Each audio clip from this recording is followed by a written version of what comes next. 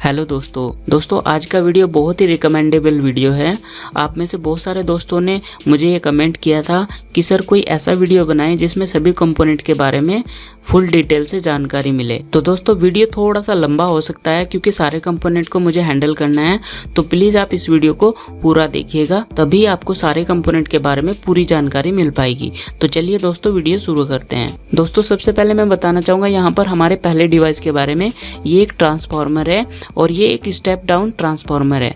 दोस्तों step down का मतलब होता है कि ज़्यादा सप्लाई को लेना और कम वोल्टेज निकालना। तो यहाँ पर आप देख रहे हैं, यहाँ पर तो इसका इनपुट है, यानी यहाँ से हम इसमें बिजली को देते हैं 220 वोल्ट। ठीक है दोस्तों, और यहाँ पर ये 3 वायर आप देख रहे हैं, इधर से बिजली निकलती है, यानी यहाँ पर ये आप देख सकते हैं 12 0 12, यानी 12 और 0 का मतलब है 12 वोल्ट और 12 और 12 का मतलब है 24 वोल्ट। तो दोस्तों ये मैक्सिमम 24 वोल्ट निकाल सकता है और मिनिमम 12 वोल्ट निकाल सकता है। ठीक है दोस्तों, तो इसी तरह का एक स्टेप अप ट्रांसफार्मर भी होता है। ये तो स्टेप डाउन है, एक स्टेप अप ट्रांसफार्मर होता है। तो फ्रेंड अगला हमारा कंपोनेंट है ये रजिस्टर। तो दोस्तों आप देख सकते हैं ये एक रजिस्टर है, इसको रजिस्टर बोला जाता है। और यहाँ पे लगभग 3-4 टाइप के मैंने रजिस्टर लिए हुए हैं, एक ये रहा। तो दोस्तों ये 1/4 वाट का रजिस्टर है, इसमें वाटेज होती है, तो ये सबसे कम वाट का रजिस्टर होता है और ये कार्बन से बनाया जाता है। तो दोस्तों इस रजिस्टर का काम होता है वोल्टेज को और करंट को कंट्रोल करना, यानी ये कंपोनेंट किसी भी सर्किट में सबसे ज़्यादा यूज़ होने वाला कंपोनेंट है। तो दोस्तों ये तो सबसे छोटा 1/4 वाट का कंपोनेंट है रजिस्टर, और उससे ज़्यादा ये वाटेज में आते हैं, तो उससे ज़्यादा वाट का ये कंपोनेंट है हमारे पास, ये 2 वाट का कंपोनेंट है। और इन्हें पहचानने का तरीका होता है, इनके ऊपर कलर कोड लिखा रहता है, ये लाइनिंग से आप देख रहे हैं। तो ये इनसे हम इनको मेज़र करते हैं कि कौन सा कितने वाट का है और कितनी वैल्यू का रजिस्टर है। तो दोस्तों इसका मैंने एक सेपरेट वीडियो बना रखा है, उसका मैं लिंक दे दूंगा नीचे, आप उस वीडियो को क्लिक करके वहां पर इसके बारे में पूरी जानकारी ले सकते हैं। और यहाँ पर ये भी हमारे पास एक रजिस्टर है। तो दोस्तों इस रजिस्टर को वेरिएबल रजिस्टर बोलते हैं।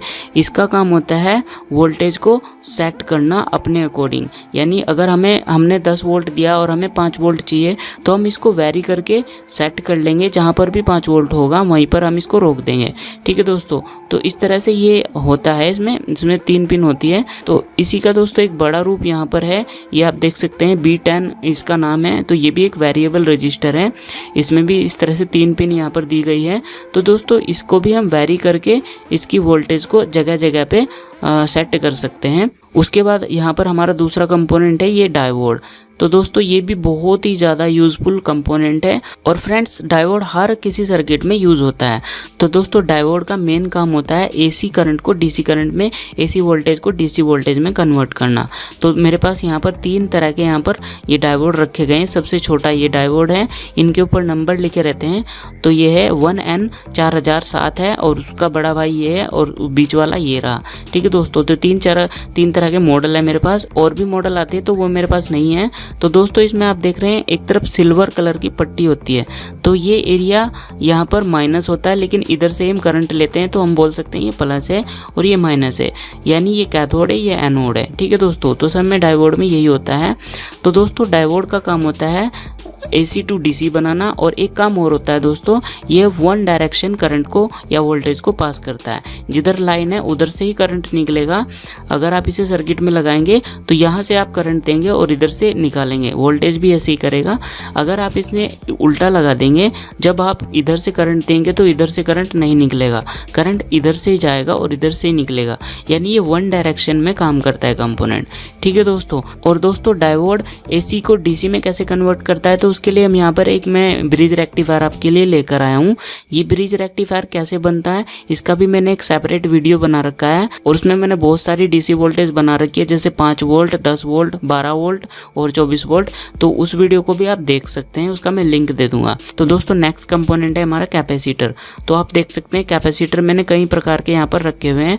तो पहला हमारा है ये बॉक्स कैपेसिटर, और दूसरा यहाँ पर पॉली कैपेसिटर है, तीसरा भी पॉली कैपेसिटर है, और चौथा है यहाँ पर इलेक्ट्रोलाइटिक कैपेसिटर, और 5वां नंबर का है हमारे पास यहाँ पर सेरामिक कैपेसिटर, और इसको माइका कैपेसिटर भी बोलते हैं। तो दोस्तों ये कैपेसिटर के यहाँ पे टाइप्स हैं। तो दोस्तों कैपेसिटर का काम होता है वोल्टेज को स्टोर करना और ज़रूरत के अकॉर्डिंग आगे ट्रांसफ़र करना। दोस्तों कैपेसिटर के कई सारे काम होते हैं। कैपेसिटर का काम फिल्ट्रेशन भी होता है, फिल्ट्रेशन का काम ये कैपेसिटर करता है, इलेक्ट्रोलाइटिक कैपेसिटर। तो दोस्तों कैपेसिटर की जो पावर है उसको फैरेड में मापा जाता है, लेकिन दोस्तों फैरेड बहुत बड़ी इकाई होती है, ये तो हम यहाँ पर यूज़ करते हैं नैनो फैरेड में, पिको फैरेड में और माइक्रो फैरेड में। तो यहाँ पर आप देख लीजिए 1, 2, 3 और 4, ये 4 जो कंपोनेंट है इसको हटा करके ये नॉन डायरेक्शनल कंपोनेंट है, यानी इन्हें किसी भी डायरेक्शन में आप लगा सकते हो। ये नॉन पोलर है, इनकी कोई पोलैरिटी नहीं होती, उल्टा सीधा ऊपर नीचे जैसे भी आप लगा दीजिए। लेकिन वहीं पर ये कैपेसिटर जो है इसको आप इलेक्ट्रोलाइटिक कैपेसिटर बोलते हैं, ये फिल्ट्रेशन का काम भी करता है। तो दोस्तों इसमें डायरेक्शन होती है, यानी इसमें प्लस और माइनस होता है। इसको आप प्लस की जगह प्लस लगाइए और माइनस की जगह माइनस। अगर आपने उल्टा लगा दिया तो ये फट सकता है और ये ख़राब भी हो जाएगा। ठीक है दोस्तों, तो इस तरह से कैपेसिटर भी काम करता है। अगला कंपोनेंट है हमारा रिले। तो दोस्तों ये बहुत ही यूज़फुल कंपोनेंट है और बहुत ही ज़्यादा इसका यूज़ होता है किसी भी सर्किट में। तो दोस्तों एक बेसिक सी जानकारी, एक तो यहाँ पर सॉलिड स्टेट हमारे पास ये रिले है, लेकिन दोस्तों दूसरा आप देख सकते हैं यहाँ पर ये भी एक रिले है, ये भी सॉलिड स्टेट रिले है, लेकिन ये ट्रांसपेरेंट रिले है। आप देख सकते हैं इसके सारे कंपोनेंट अंदर के दिख रहे हैं। तो दोस्तों ये कैसे काम करता है, ये सिर्फ एक स्विच है, तो ये ऑन ऑफ का काम करता है। ठीक है दोस्तों, तो दोस्तों आप देख सकते हैं बेसिकली रिले में 5 पिन होती है, सबसे कम पिन 5 ही होती है। उसके बाद इन पिनों की संख्या बढ़ती चली जाती है। जैसे आप यहाँ पर देख रहे हैं इसमें 5 पिन है और इसमें ज़्यादा पिन है, इसमें 8 पिन है। ठीक है दोस्तों, तो इस तरह से रिले की फिलहाल हम इनके बारे में बात करेंगे। तो आप यहाँ पर जो 2 पिन देख रहे हैं ये तो इसकी आउटपुट है यहाँ पर, और जिधर 3 पिन है तो दोस्तों बीच वाली जो पिन है यहाँ पर ये कॉमन पिन है। इसमें हम चाहे AC दे चाहे DC दे, इसकी जो यहाँ पर इनपुट देंगे और आउटपुट इन दोनों में से निकलेगी। और ये जो 2 साइड की पिनें होती है ये काम करती है इसको ऑन ऑफ कराने का, यानी ये कोयल की पिनें होती हैं। ठीक है दोस्तों, ये कोयल की पिनें होती है, जब इन पे करंट आता है जब ये रिले काम करता है। और नॉर्मल कंडीशन में यहाँ पर आप करंट देंगे तो यहाँ से आप बाहर ले सकते हो, ये इसका NC पॉइंट है। और NO पॉइंट ये होता है जब आप इसकी कोयल पे करंट देंगे तो ये जो वायर यहाँ पर आपने देखा ये करंट जुड़ रहा है, तो ये यहाँ से वायर हट के यहाँ पे चला जाएगा, और फिर ये जो करंट यहाँ से यहाँ जा रहा है वो यहाँ से हट करके यहाँ पे आना शुरू हो जाएगा। तो रिले इसी तरह से काम करता है, इसमें भी इसी तरह का फंक्शन है। ये जो 2 पिन आप देख रहे हैं ये इस कोयल को होल्ड करती है, यानी इसमें करंट देते हैं तो ये होल्ड हो जाती है। उसके बाद 2 पिन ऐसी होगी जिन पे हम करंट को देते हैं, यानी इनपुट देते हैं, तो वो पिन है इसकी बीच वाली, ये वाली। ठीक है दोस्तों, और उसके बाद 2 पिन इसकी NO होगी और 2 NC होगी।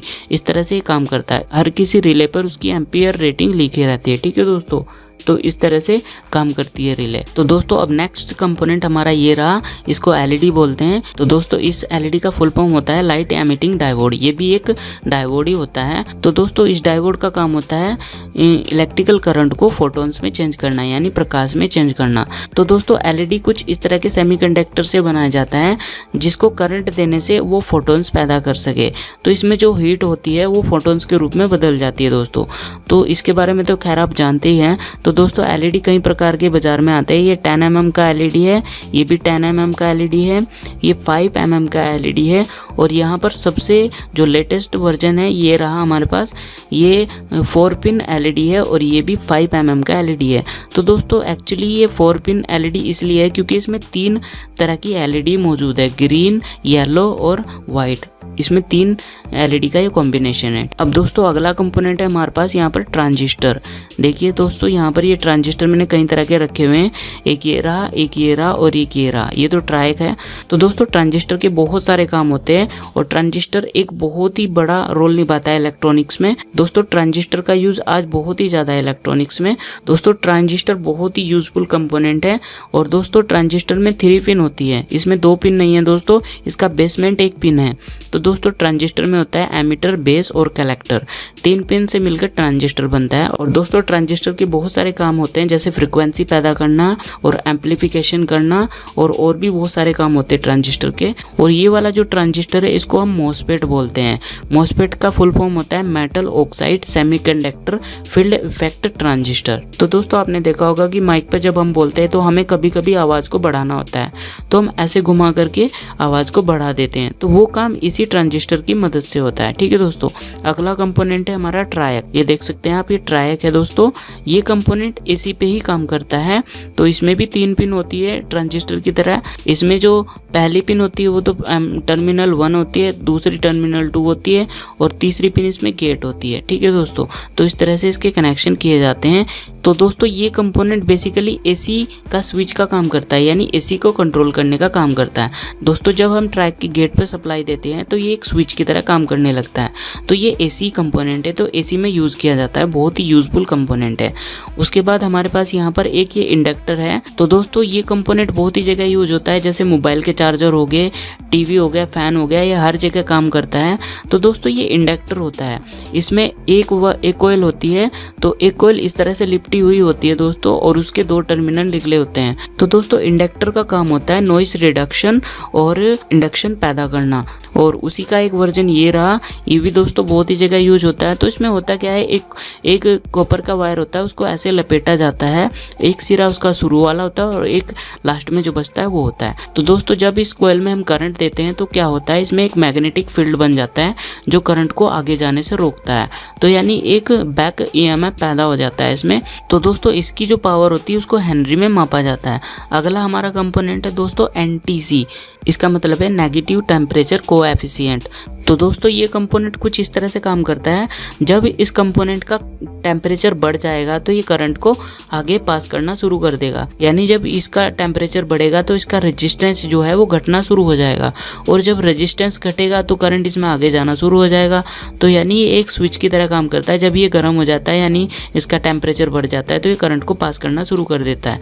तो बहुत ही यूजफुल कंपोनेंट है दोस्तों। ये कई जगह यूज होता है, जैसे प्रेस होगी, और दोस्तों आपके जो घर में होते हैं गीज़र होते हैं जो पानी गर्म करते हैं, उनमें भी ये यूज़ किया जाता है। तो बहुत सारी जगह यूज होता है। अगला कंपोनेंट दोस्तों हमारा है यहाँ पर एलडीआर। दोस्तों एलडीआर का फुल फॉर्म होता है लाइट डिपेंडेंट रजिस्टर।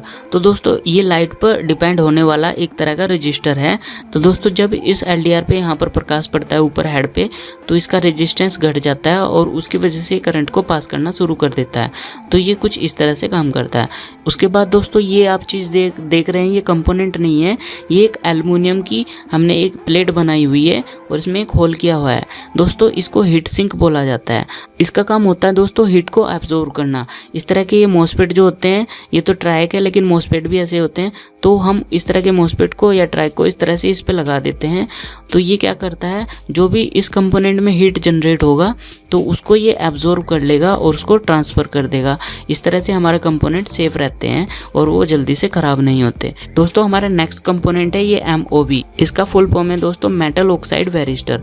तो दोस्तों ये बहुत ही कमाल का कंपोनेंट है।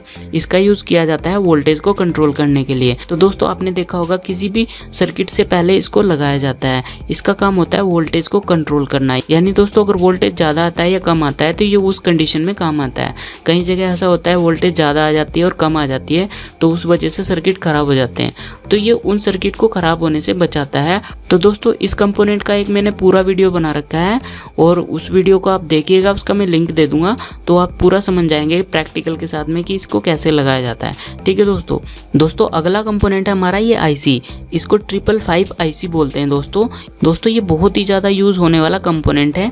तो यहाँ पर ये आईसी तो इतना ही, ये तो इसका बेस है। दोस्तों बेस के बारे में मैं एक छोटी सी जानकारी दे दूँ। बेस इसलिए यूज़ होता है, अगर आप इसे किसी भी पीसीबी में ऐसे लगा दें और सपोज दैट आपकी ये आईसी ख़राब हो जाती है, तो आप इस बेस से इसको निकाल करके इस आईसी को बदल सकते हैं। आपके जो कनेक्शन है वो झुके तू रहेंगे, जैसे हैं वैसे ही रहेंगे। ठीक है, तो बेस का काम यही होता है। ठीक है दोस्तों, अब आईसी की बात कर लेते हैं। तो ये क्लॉक आईसी है, यानी ये आउटपुट में माइनस और प्लस दोनों क्लॉक को देती है। तो दोस्तों बहुत ही यूजफुल आईसी है, इसका यूज़ बहुत सारे प्रोजेक्ट में होता है और मैंने कई सारी वीडियोस में इसका यूज़ किया हुआ है। तो दोस्तों इसकी कौन सी पिन कैसे काम करती है इसका मैंने एक सेपरेट वीडियो बना रखा है, तो उसका मैं लिंक दे दूंगा, आप उसको जरूर देखिएगा, आप इसके बारे में पूरी डिटेल से जानकारी ले लेंगे। ठीक है दोस्तों। तो फ्रेंड अगला कंपोनेंट है हमारे पास ये बजर। दोस्तों ये 12 वोल्ट का बजर है, इसमें माइनस प्लस होता है। तो दोस्तों जब इसमें हम सप्लाई देते हैं तो ये बहुत ही बढ़िया साउंड निकालता है, आवाज़। तो इसमें एक स्पीकर होता है जिसको पीजो स्पीकर बोलते हैं, तो उसकी वजह से ये आवाज़ निकालता है। तो यहाँ पर इस पर प्लस और माइनस लिखा रहता है, आपको कनेक्शन करने तो आप आसानी से कर सकते हैं। ठीक है दोस्तों। उससे अगला कंपोनेंट है हमारे पास ये IR रिसीवर। दोस्तों ये बहुत ही कमाल का कंपोनेंट है और इसका यूज़ बहुत ही जगह होता है, लगभग हर जगह इसका यूज़ होता है। दोस्तों इसके साथ में मैं एक LED और दिखा दूँ आपको। ये यहाँ पर एक LED मेरे पास है, इसको IR LED बोलते हैं। आपने देखा होगा दोस्तों रिमोट के सामने एक छोटी सी LED लगी रहती है, तो वो यही LED होती है दोस्तों। जब हम किसी भी बटन को प्रेस करते हैं रिमोट के, तो वहाँ से एक सिग्नल निकलता है, यानी एक कोड निकलता है, क्योंकि दोस्तों इलेक्ट्रॉनिक्स पूरा का पूरा बाइनरी कोड पे टिका हुआ है। तो दोस्तों जब हम किसी भी रिमोट का बटन प्रेस करते हैं तो वहाँ से एक कोड निकलता है बाइनरी कोड के रूप में। तो दोस्तों जब वो कोड यहाँ से निकलता है तो उस कोड को कैच करने के लिए ये वाला डिवाइस बनाया गया है। तो जब वो कोड निकलता है तो उस कोड को ये पकड़ता है और उसको डिकोड करता है, यानी उसको बदलता है इलेक्ट्रिकल सिग्नल में, और दोस्तों आगे ये देता है प्रोसेसर को। तो प्रोसेसर उस कोड को पढ़ता है और उसी के अकॉर्डिंग काम करता है। तो आपने देखा होगा जब भी रिमोट का बटन दबाते हैं तो वहाँ से इसके थ्रू एक कोड निकला और वो इस रिसीवर ने लिया कोड, और ये रिसीवर ने उसको डिकोड किया, यानी उसको बदला इलेक्ट्रिकल सिग्नल में, और उस सिग्नल को उसने प्रोसेसर को दे दिया और प्रोसेसर ने उसको पढ़ करके जो सिग्नल था उसमें कन्वर्ट कर दिया। ठीक है दोस्तों। तो इस तरह से ये दोनों कंपोनेंट काम करते हैं। उससे अगला दोस्तों हमारे पास ये डिवाइस है, इसको कंडेंसर माइक बोलते हैं। तो दोस्तों इसमें माइनस प्लस लिखा रहता है, आप यहाँ पर देख सकते हैं। इसमें 2 पिन है, तो एक साइड तो दोस्तों ये रही पिन और एक साइड ये रही। तो एक साइड दोस्तों आपने देखा 3 पिन दिख रहे हैं आपको, ये बॉडी से अटैच होती है। तो ये जो बॉडी से अटैच होती है ये तो माइनस पिन होती है, और जो ये वाला हिस्सा है यानी बिना अटैच वाला हिस्सा ये प्लस होता है। तो ये कंडेंसर माइक है। तो दोस्तों ये माइक की तरह काम करता है, ये भी एक माइक है। ठीक है दोस्तों। उसके बाद दोस्तों अगला कंपोनेंट है फोटो डायोड। तो दोस्तों ये भी एक बहुत ही कमाल का कंपोनेंट है, ये इसमें माइनस प्लस होता है दोस्तों। तो इसकी जो छोटी लैग है ये तो माइनस है और बड़ी लैग प्लस है। तो दोस्तों ये भी बहुत ही कमाल का कंपोनेंट है, इसको हम LDR की तरह भी यूज़ कर सकते हैं, और दोस्तों ये रिसीवर की तरह भी काम करता है, बिल्कुल इसकी तरह, इस रिसीवर की तरह भी ये काम करता है। ठीक है दोस्तों। तो बहुत ही कमाल का ये कंपोनेंट है, और इसका भी मैंने एक वीडियो बना रखा है सेपरेट, उसका भी मैं लिंक दे दूंगा, तो आप उसको ज़रूर देखिएगा। उसके बाद दोस्तों अगला कंपोनेंट है हमारे पास ये पीजो स्पीकर। तो दोस्तों ये एक स्पीकर है, ये भी बहुत यूज़फुल स्पीकर है दोस्तों। ये कहाँ पे यूज़ होता है, तो दोस्तों जितने भी दुनिया में हॉर्न हैं, जितने भी हॉर्न हैं, चाहे वो बाइक का हॉर्न हो, चाहे बस का हो, चाहे ट्रक या ट्रैक्टर, किसी भी चीज़ का हॉर्न है, तो उन सब में यही स्पीकर काम करता है। तो दोस्तों इसमें माइनस प्लस होता है, तो इसमें जब हम माइनस प्लस देते हैं तो ये वाइब्रेशन करना शुरू कर देता है, और उस वाइब्रेशन के कारण एक आवाज़ पैदा होती है जिसको हम सुनते हैं। तो दोस्तों यही वो कंपोनेंट होता है जो इतनी ज़्यादा आवाज़ करता है। उसके बाद दोस्तों हमारे पास ये एक छोटा सा सर्किट बनाया हुआ है। तो दोस्तों ये एक्चुअली ब्रिज रेक्टिफायर है, इसमें एक इलेक्ट्रोलाइटिक कैपेसिटर लग रहा है और यहाँ पर 4 डायोड लग रहे हैं। तो ये एक पूरा कॉम्बो है ब्रिज रेक्टिफायर का। तो ये इसमें 2 कंपोनेंट का हम यूज़ कर रहे हैं, और एक ब्रिज रेक्टिफायर ये रहा, और दोस्तों यहाँ पर एक कंपोनेंट ये भी रहा हमारे पास, इसको स्पीकर बोला जाता है। तो इसका काम होता है इलेक्ट्रिकल सिग्नल को ऑडियो सिग्नल में कन्वर्ट करना। तो आपने देखा होगा जो भी हम किसी भी चीज़ को इलेक्ट्रिकल सिग्नल देते हैं, माइक के थ्रू हम जब बोलते हैं, तो माइक क्या काम करता है, हमारे ऑडियो सिग्नल को इलेक्ट्रिकल सिग्नल में कन्वर्ट करता है और फिर देता है प्रोसेसर को, यानी एम्पलीफायर को। तो दोस्तों एम्पलीफायर क्या काम करता है, उस इलेक्ट्रिकल सिग्नल को एम्पलीफिकेशन करके उसे आगे स्पीकर को दे देता है, और स्पीकर उस सिग्नल को क्या करता है, उस सिग्नल को ऑडियो सिग्नल में वापस कन्वर्ट कर देता है, और जिसे हम सुनते हैं। ठीक है दोस्तों। तो बेसिकली दोस्तों यही कंपोनेंट थे जिनको आज हमने लिया है। मुझे पता है इससे अलग भी और कंपोनेंट होंगे जिनको मैं नहीं ले पाया हूँ, तो आप प्लीज़ कमेंट करके ज़रूर बताना कि आपको किस कंपोनेंट के बारे में जानकारी चाहिए, ताकि उसके बारे में मैं वीडियो बना सकूँ। तो दोस्तों आज की वीडियो आपको कैसी लगी ये कमेंट करके ज़रूर बताना, और दोस्तों चैनल को सब्सक्राइब करके ज़रूर जाना, और दोस्तों लाइक भी करना और शेयर भी करना अपने दोस्तों में, व्हाट्सएप के थ्रू, फेसबुक के थ्रू, इंस्टाग्राम के थ्रू, जितने भी आपके पास सोशल नेटवर्क है उन सब के थ्रू आप इस वीडियो को ज़रूर शेयर करना है, ताकि किसी और के पास भी ये जानकारी जा सके। तो दोस्तों मिलते हैं इसी प्रकार की और अगली वीडियो में। तब तक के लिए आपका कीमती समय देने के लिए आपका बहुत ज़्यादा धन्यवाद। तो मिलते हैं दोस्तों अगली वीडियो में, तब तक के लिए जय हिंद, वंदे मातरम, नमस्कार।